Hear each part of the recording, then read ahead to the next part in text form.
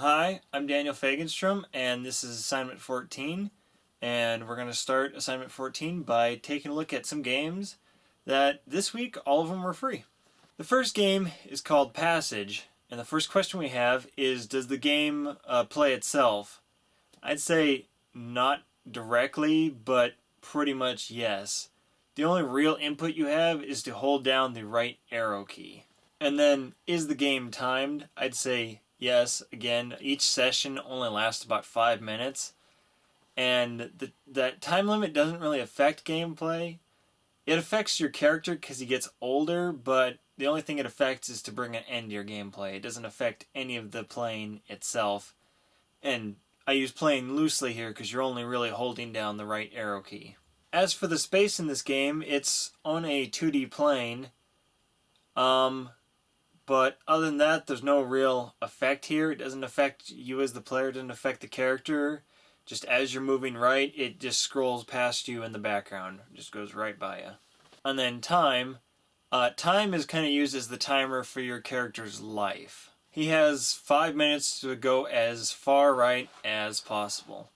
And time affects your character because over time he starts to age in that he looks older and more decrepit. The next game was called The End of Us. And that first question, does this game play itself? Again, sort of. I was thinking it's a lot like kind of a roller coaster or an amusement ride. I mean, yeah, you kind of have some free reign of what you do, but in the end, you're just kind of being led along to your destination.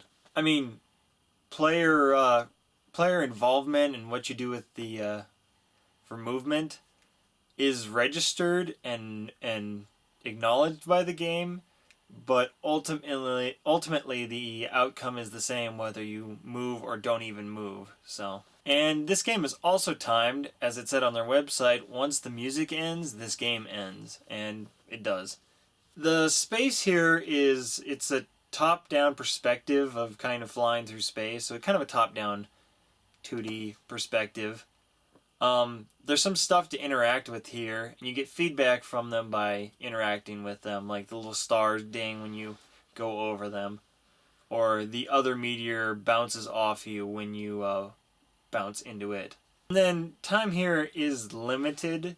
The time affects your character because at the end of the time, they crash into Earth. And you get feedback of the impending run out of time in the form of timers that show up on the screen. The next game we have is The Plan. And so I present that first question again. Does this game play itself? No. Of the 4 games this week, this one plays itself the least.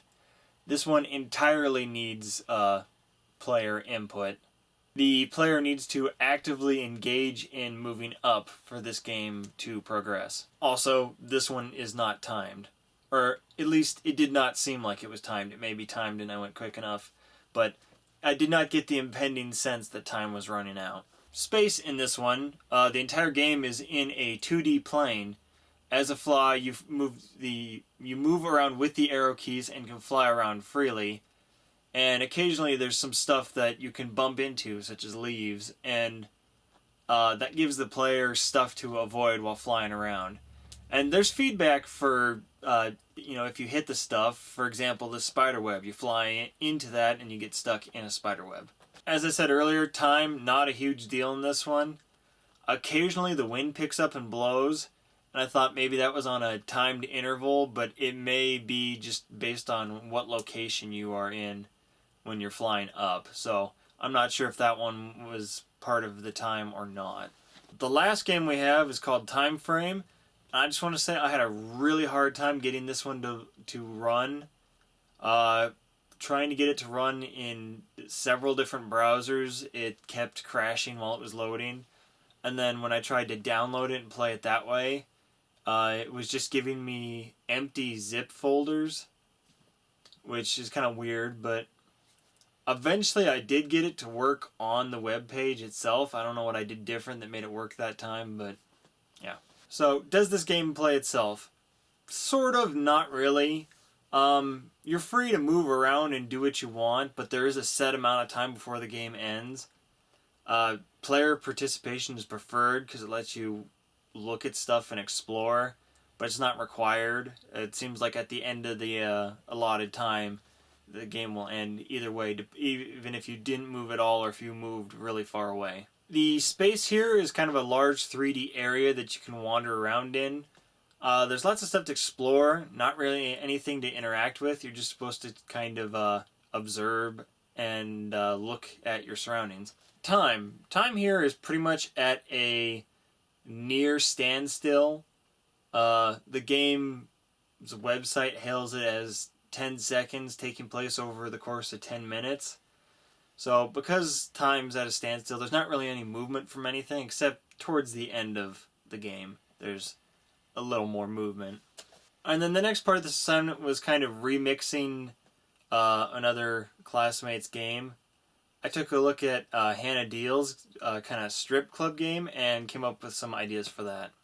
I feel like the gameplay would benefit a lot more from kind of a Guitar Hero, DJ Hero style gameplay of the prompts come up and you push them in sequential order to have your character dance correctly, and then harder songs have harder sequences of inputs.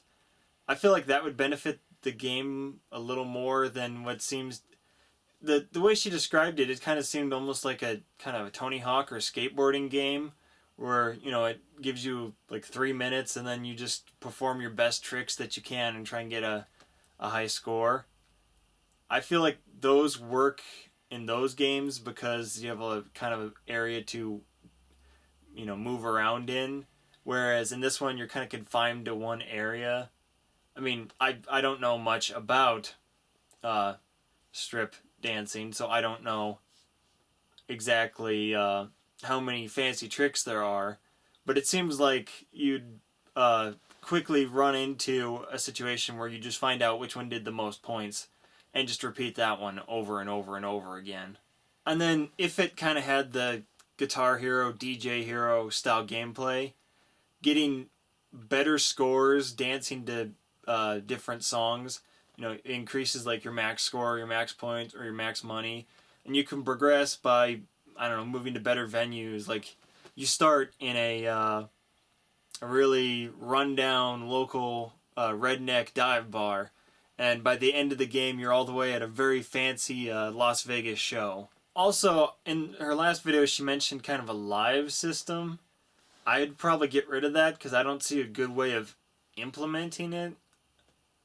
Like, I understand what she's going for in that, you know, if you failed and were booed off, you'd lose a life. But it seems like having 3 lives, it didn't seem like they were well narrowed down to exactly what they'd be for. So I thought, how could I apply time and space elements to this? I was thinking maybe having it so in between songs you can kind of wander around backstage. Maybe that even be sort of how the menu is. You'd have free roam to kind of wander around back there and do stuff back there. And then maybe a way to incorporate time from there is that you have a set time when your dance starts, and if you're busy wandering around backstage, you could miss the start of your dance, and that would negatively affect you and lowering your overall score and maybe costing you money because your boss is angry that you weren't out there in time. I don't know, just an idea. Alright, well, that's it for assignment 14. I guess I'll see you guys next week.